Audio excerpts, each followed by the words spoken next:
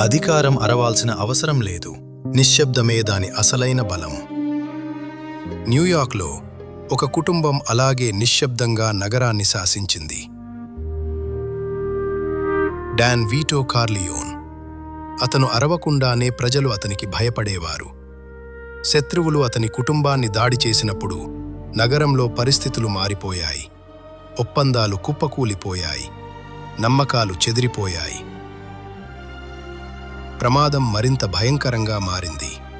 కానీ అసలు మార్పు వచ్చింది అధికారాన్ని ఎప్పుడూ కోరని ఒక మనిషి వల్ల. మైకల్ కార్లియోన్ తాను వద్దనుకుని వెళ్ళిపోయిన ప్రపంచంలోకి మళ్లీ అడుగుపెట్టాల్సి వచ్చింది.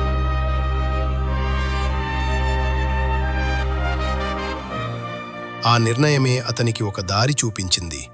ఆ దారే అతన్ని బంధించింది. ఒకప్పుడు తాను భయపడ్డవాళ్లకన్నా అతనే భయంకరంగా మారాడు. తాను ప్రేమించిన వాళ్లకన్నా అతనే ప్రమాదకరంగా మారాడు. అంతా ముగిసేసరికి అధికారానికి దూరంగా ఉండాలనుకున్న ఆ మనిషి ఎవరూ ఎదురు మాట్లాడలేని వ్యక్తిగా మారిపోయాడు.